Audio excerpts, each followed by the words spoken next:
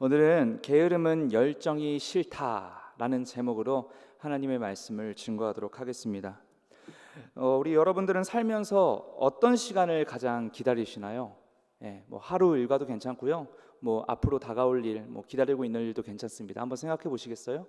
어떤 일을 가장 기다리고 계시나요? 저는 개인적으로 말씀드리자면 이제 여름 수련회를 지금 기다리고 있습니다.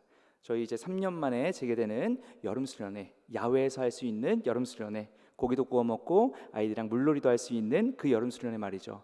여러분들도 각자가 기다리고 계시는 아주 정말 가슴 떨리는 일들이 있으시겠죠, 그죠? 제가 한 주 동안 없으신가 봐요, 여러분. 전혀 없으신가 봐요. 있으시죠? 여러분들 다 있을 거라고 생각을 합니다. 제가 한 주 동안 이제 뉴스 기사를 보다가, 인터넷 기사를 보다가 직장인들이 가장 기다리는 시간에 대해서 좀 이렇게 조사한 것을 제가 본 적이 있습니다. 첫 번째는 무엇일까요? 당연히 퇴근 시간입니다. 퇴근 시간. 퇴근 시간을 가장 기다린다고 해요. 가장 하루 동안 아침에 일어나서 직장 일을 하다가 그 중에서 가장 이제 손꼽아 기다리는 시간이 바로 퇴근 시간이라고 합니다. 두 번째는요, 어떤 걸까요? 두 번째는 연차 쓰는 날. 연차 쓰는 날이라고 합니다. 이제 그 하루하루 동안의 힘든 삶들, 그것을 잠깐 벗어던지고 이제 본인이 하고 싶은 거 아무런 눈치 없이 마음껏 할 수 있는 그 연차 쓰는 날이 가장 기다리는 날이라고 합니다. 근데 이 두 개보다도 가장 기다리는 날이 있다고 해요. 마지막 하나인데 뭔 거 같으세요? 네, 다시 크게 해주셔도 괜찮습니다. 월급날. 맞아요. 월급날입니다. 월급날을 가장 기다린다고 합니다. 이 월급날은요, 모든 열정이 다시 새롭게 회복되는 날이라고 합니다. 이 월급 이 직장인들이 가장 기다리는 날이라고 해요. 물론 대부분의 월급이 바로 카드값으로 이제 빠져나가기도 하지만요. 이번 한 달 이 월급을 받음으로써 이번 한 달 다시 열심히 살 수 있을 것 같은 그 열정이 불붙듯이 생기는 날이 바로 월급 받는 날이라고 이야기를 하더라고요. 이런 모습을 보면서 한 가지 좀 중요한 사실들을 좀 깨달을 수가 있어요. 어떻게 보면 좀 마음 아픈 그런 생각이 들기도 합니다. 그게 뭐냐면, 우리는 왜 이 열정이라는 것을 일상이 아니라 어떤 한 특수한 것에서만 찾을 수밖에 없냐는 것이에요. 이게 무슨 말입니까? 직장에서는 정말 열심히 살면서도, 그리고 하루의 삶을 다 갖다 바쳐도 열정을 얻지 못하는데, 월급이나 연차 같은 특수한 것으로만 우리가 열정을 얻기 때문이죠. 그렇기 때문에 제가 그런 것들을 조금 생각을 하게 되었어요.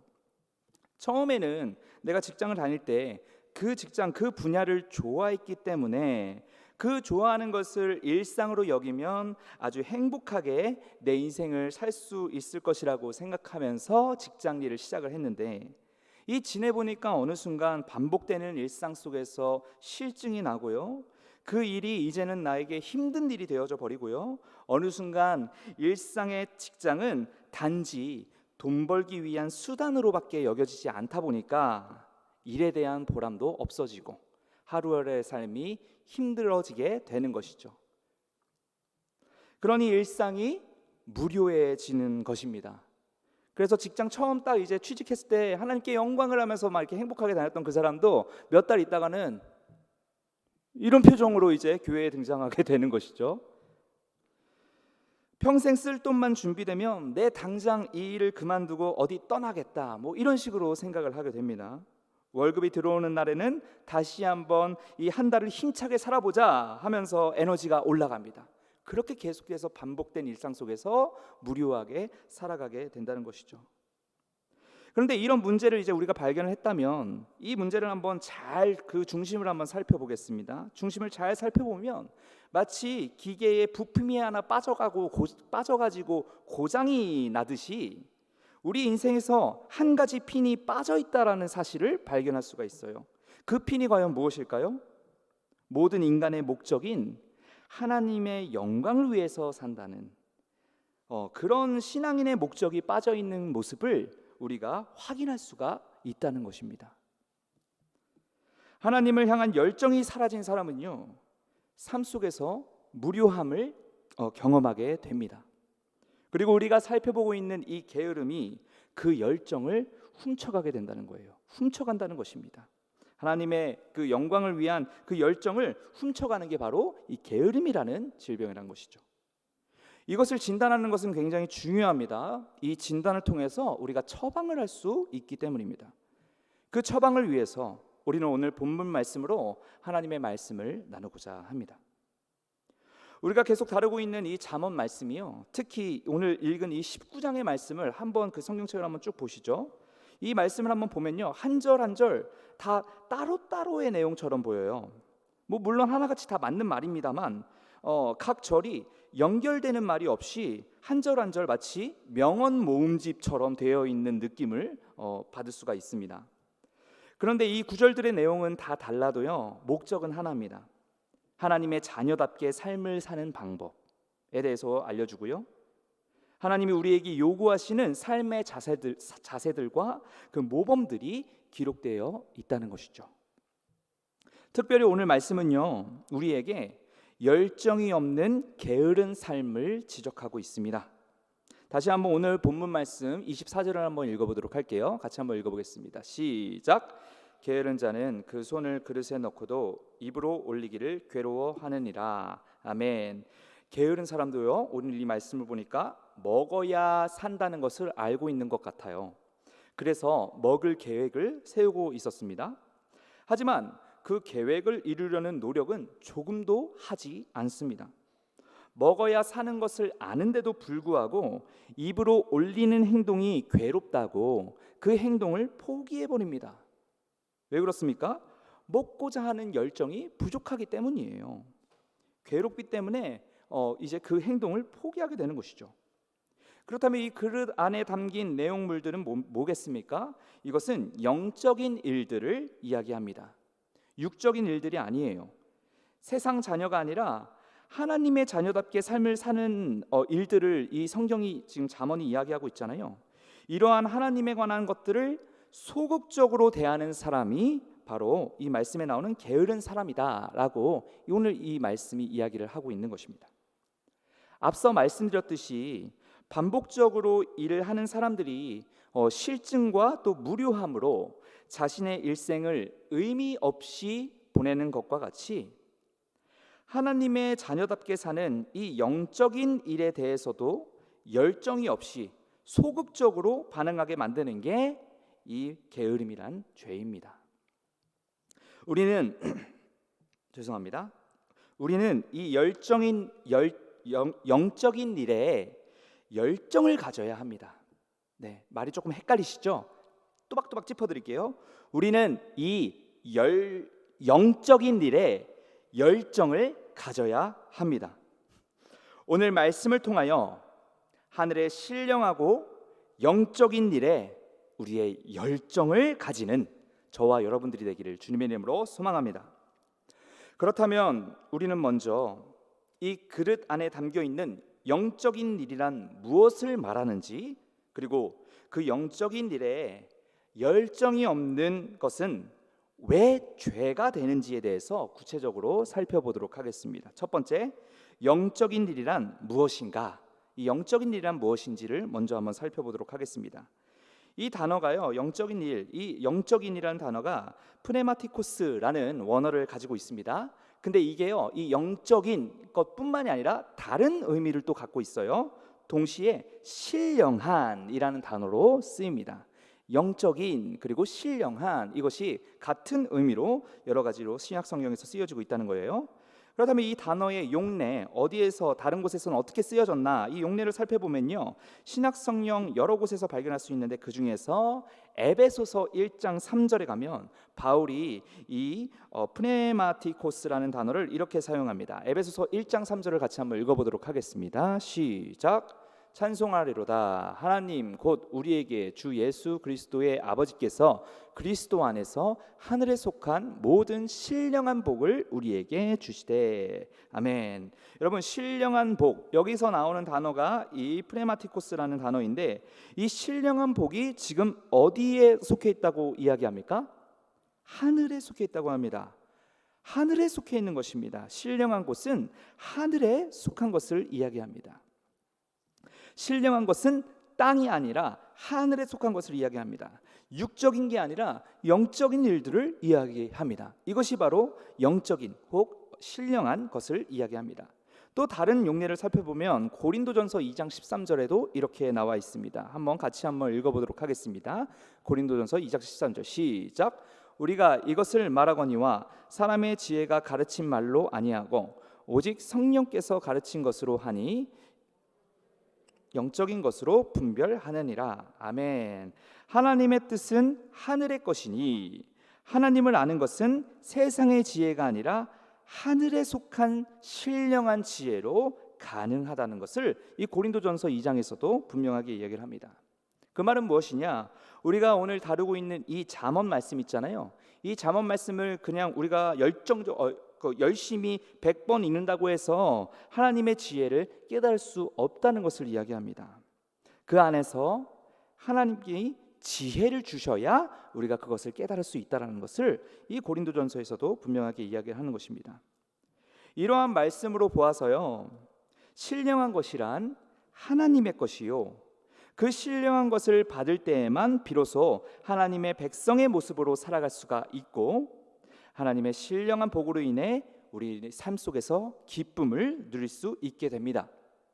지루하고 고단한 직장 생활과 학업의 일, 가사 일 속에서도 우리는 즐거움을 누릴 수 있게 되는 것이죠. 오늘 하루도 하나님의 영광을 나타내며 살게 됩니다. 그렇게 인간의 본래 목적이 이루어지니 우리 앞에 놓인 환경들은 바뀌지 않았지만 그 누구보다 행복과 만족을 누리며 살아갈 수 있게 되는 것이죠. 신령한 것, 즉 하나님의 일을 감당할 때에 우리의 삶이 충전이 되고 기쁨이 된다는 것입니다. 나아가 이 신령한 일에 이제는 열정을 내면 낼수록 우리는 진이 빠지는 게 아니라 오히려 삶의 만족이 넘쳐나게 됩니다. 이것이 영적인 비밀입니다. 교회 안에서도 일하는 게 힘들거나 지치는 마음이 든다면 여러분, 이 일이 하나의 노동이라고 생각하지 마시고요, 하나님의 영적인 일에 동참한다고 생각하십시오. 그 안에 신령한 복을 누린다는 사실을 다시 한번 기억해 보십시오. 여러분의 사역이 달라질 것입니다. 여러분, 교회 안에서 사역을 하고 집으로 갈 때 더욱 힘찬 마음으로 하루를 살아가실 수 있을 것입니다. 그리고 이 신령한 일은요, 우리가 마땅히 드러내야 하는 의무가 있습니다. 주께서 명령하신 소금의 맛을 내라는 것은 이런 신령한 일을 나타내야 한다라는 말이거든요. 우리는 이 하나님의 뜻이 담긴 신령한 일을 세상 가운데에 마땅히 나타내야 합니다. 그런데 오늘 말씀은 그 일을 나타내는 일에 열정을 가지라고까지 이야기를 합니다. 중도 포기하거나 생각만 하지 말고 그릇의 내용물을 입으로 올릴 때까지 그렇게 열정을 다하라고 이야기를 하는 것이죠. 그렇다면 신령한 것에 대한 열정을 가지기 위해선 우리는 어떤 노력을 이제 해야 될까요? 두 번째, 신령한 것에 대한 열정을 가지려면 이 부분을 우리가 한번 나누도록 하겠습니다. 영국의 신실한 청교도 설교자였던 예레미야 버로스는 자신의 고전적인 저서인 복음적 예배라는 책에서 이렇게 얘기합니다. 우리가 하나님을 적당히 예배하는 이유는 하나님의 영광을 보지 못하기 때문이다 라고 이야기를 했습니다. 여러분, 여기서 말하는 적당히는 무슨 말입니까? 열정이 없고 미지근하게 한다는 이야기입니다. 그게 바로 그냥 적당히라는 단어로 표현이 된 것이죠. 만약에 근데 하나님의 영광을 우리가 직접 목도하고 알게 된다면 우리는 분명히 그 누구보다 더 열심히, 더 최선을 다해서 더 빠르게 하나님을 예배할 것입니다. 하나님께 더 잘 보이기 위해서 아주 최선을 다할 것입니다. 하지만 버루스의 말과 같이 하나님의 영광을 보지 못하고 묵상하지 못한다면 우리가 드리는 예배는 단지 우리 스스로 노동으로밖에 생각하지 않게 될 것입니다. 한번 신약 성경에서 한번 생각해 보겠습니다. 삭개오 아시죠, 여러분? 삭개오가 살아생전 나무를 올라탈 일이 몇 번이나 있었을까요? 그는 부자였습니다. 좋은 쪽으로는 아니었지만 사회적인 지위도 있었습니다. 나무에 올라타서 열정적으로 뭔가를 할 사람이 아니었다는 겁니다. 그런 삭개오가 영광스러운 예수 그리스도께서 자신의 마을에 오자 열심을 다해 나무에 올라간 것입니다. 그 나무에 올라간 것이 절대로 노동이라고 생각하지 않았을 것입니다. 예수님의 영광을 발견한 자들은요, 이 삭개오와 같이 열정이 나올 수밖에 없습니다. 목마른 심정으로 열정을 다해 하나님을 섬길 수밖에 없습니다. 이것은 교회 안에서의 예배가 아니라 이 우리가 드리는 삶의 예배에서도 마찬가지입니다. 우리의 삶의 자리가 모두 예배의 시간이잖아요. 하지만 우리는 삶 속에서 간혹 하나님의 영광을 보지 못하고 묵상하지 못하기 때문에 신령한 일에 하늘의 것에 열정을 가질 이유를 찾지 못하는 것입니다. 그러니 우리를 보내신 그 직장이 예배의 현장이 아니라 단지 돈 버는 장소로 전락하게 되는 것 아니겠습니까? 그러나 여러분, 하나님께서는 교회뿐만이 아니라 우리의 삶의 현장에서도 왕으로 존재하고 계심을 믿으시길 바랍니다. 하나님이 어디에 계십니까? 하나님의 다리가 짧아서 안 닿는 곳은 어디가 있습니까? 하나님은 어디에나 계십니다. 언제나 어디서나 자신의 영광스러움을 나타내고 계신다는 사실을 믿으시길 바랍니다. 로마서 1장 20절에서 제가 방금 말씀드린 것이 나옵니다. 1장 20절 같이 읽어보겠습니다. 시작. 창세로부터 그의 보이지 아니하는 것들 곧 그의 영원하신 능력과 신성이 그가 만드신 만물에 분명히 보여져 알려졌나니 그러므로 그들이 핑계하지 못할지니라. 아멘. 이 말씀과 같이 모든 곳에 하나님의 영광이 분명하게 알려졌고, 그러므로 우리는 그곳에서 어느 곳에서도 하나님의 영광을 드러내는 예배자로 서야 합니다. 그것은 교회도 포함이 되고요, 우리의 직장도 포함이 되고요, 우리의 가정도 포함이 됩니다. 그곳에서 신령한 일에, 하나님의 일에 열정을 다해 살아야 한다는 것입니다.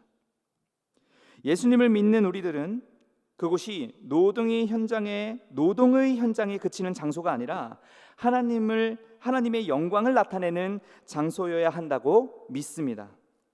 훈련을 열심히 한 축구 선수가 축구 경기장이 노동의 장소가 아닌 것처럼 자신의 열정과 실력을 뽐내는 가슴 벅찬 장소가 되는 것이 아니겠습니까? 우리 믿음의 백성들 또한 삶의 자리가 그곳이 직장이 되었건 학교가 되었건 가정이 되었건 말씀으로 무장되어서 하나님의 영광을 경험하고 가슴 벅차하는 경기장이 되어야 할 줄로 믿습니다. 그러려면 우리는 하나님의 영광을 날마다 영혼의 눈으로 목도하기를 힘써야 합니다. 주의 영광을 내게 보이소서라고 이 모세와 같이 날마다 기도해야 합니다. 영광 되시는 하나님과 날마다 인격적으로 교제하기를 기뻐해야 합니다. 신령한 것에 열정을 다하십시오. 자신이 맡은 모든 일에 성실하고 자신이 만나는 모든 사람에게 감화를 끼치기 위해서는 일반적인 열정으로는 절대로 영향을 줄 수가 없습니다. 남보다 더 부지런하고 더 활기가 있어야 합니다. 그랬을 때에 우리의 삶 또한 회복이 될 것입니다. 그리고 이러한 열정은요, 선택이 아니라 하나님의 명령입니다. 이런 열정이 없는 것을 오늘 말씀은 게으른 것이다 라고 이야기를 하는 것이죠. 마지막으로 열정 없는 것은 죄다, 이 부분을 살펴보고 말씀을 마치겠습니다. 이 세상에서는요, 간혹 열정을 다해 돈을 벌지 않아도 생각지 못한 돈이 찾아오는 경우가 있습니다. 얼마 전에 교회에서 경품 추첨 행사를 했을 때요, 저는 보았습니다. 여러분들의 빛나는 눈빛을요. 저는 보았습니다. 믿으시기 바랍니다 할 때 아멘 하는 그 환호성보다 더 큰 환호성으로 그 경품을 바라고 있던 여러분들의 목소리를 저는 들었습니다. 그 환호와 열정은 월드컵 거리 응원을 방불케 했죠. 너도 나도 숨죽이고 자신의 번호가 호명되기를 기다리는 모습이 있었죠. 그 경품에 당첨이 되면요, 없었던 소유가 생기는 것이죠. 그죠? 생각지 못한 돈이 들어오게 되는 것입니다. 최근에는요, 부동산 값이 엄청 솟아서 똑같은 매물인데도 살 때보다 팔 때 가격이 더 높습니다. 그렇게 되어 생각지 못하게 이득 보는 경우가 많이 있잖아요. 가만히 있으니 돈이 찾아오는 것이죠. 그러나 여러분, 영적인 생활에 있어서는 가만히 있을 때 오는 은혜란 없습니다. 은혜를 사모하지도 않고 말씀에 귀 기울이지도 않고 우리의 게으른 삶을 고치지도 않았는데 어느 날 복권이 당첨되듯 커다란 은혜가 내게 툭 떨어져서 영적인 문제들이 해결되는 것은 없다는 것입니다. 분명히 우리는 이 영적인 문제에 대해서 은혜를 사모하고 게으름을 경계하고 열정으로 그 하나님의 길을 걸어가야 합니다. 신령한 것에 열정을 가져야 합니다. 그 열정으로 예배의 자리를 지키는 데 힘쓰고 예배 안에서 진정으로 예배드리기를 힘써야 됩니다. 이것이 모두 열정이 있어야 됩니다. 오늘 말씀을 통해서 주님은 분명히 말씀하십니다. 내 앞에 그릇에 들어있는 신령한 것을 먹어라. 열정을 가지고 먹어라 라고 이야기하십니다. 그렇지 않은 자에게는 오늘 말씀 첫 부분과 같이 게으른 자라고 아예 못 박아 버리십니다. 게으른 자의 결말은 무엇입니까? 우리 한 달 넘게 게으른 자의 결말에 대해서 이야기하고 있지 않습니까? 그의 결말은 무료함이요 실증의 연속이요 헛된 것만 쫓아가 고단하기만 한 삶뿐입니다. 그 얼마나 불쌍한 인생입니까? 여러 가지 사역이 다시 시작되는 이 시점에서 하나님이 우리에게 이 말씀을 주신 것은 분명히 이유가 있다라고 저는 생각합니다. 열정을 가지고 신령한 하나님의 뜻과 계획에 열정으로 동참할 때에 분명히 하나님은 우리를 통하여 위대하신 능력을 나타내실 것이고 우리 삶 가운데서도 위로와 기쁨과 힘을 주실 것이고 이 세상이 신기해할 기적과 부흥을 우리 교회 가운데에 허락하실 줄로 믿습니다. 그러한 부지런함으로 그러한 열정으로 그러한 하나님의 은혜를 맛볼 수 있는 저와 여러분들이 되기를 주님의 이름으로 소망합니다. 말씀을 마치겠습니다. 말씀이 이렇게 신령한 것에 대한 열정을 촉구하고 있지만 사실 이제 이 교회를 나갔을 때 우리가 살고 있는 이 땅은요 그와 반대되는 것들을 우리에게 제시합니다. 하늘의 것이 아니라 땅의 것에 열정을 쏟으라고 우리에게 하염없이 이야기하고 있다는 것이죠.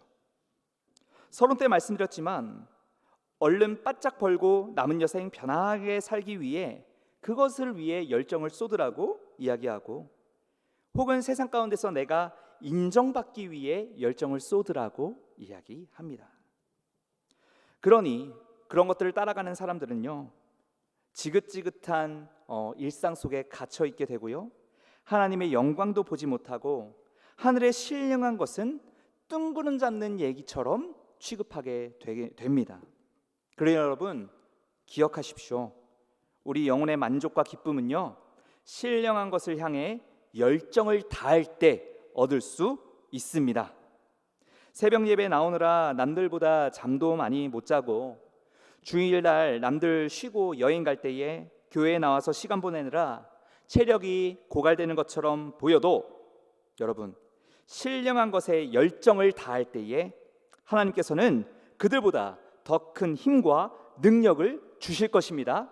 이 사실을 믿으시기 바랍니다. 그러니 그 신령한 열정을 방해하는 게으름과 끝까지 싸워 이기십시오. 열정을 회복하십시오.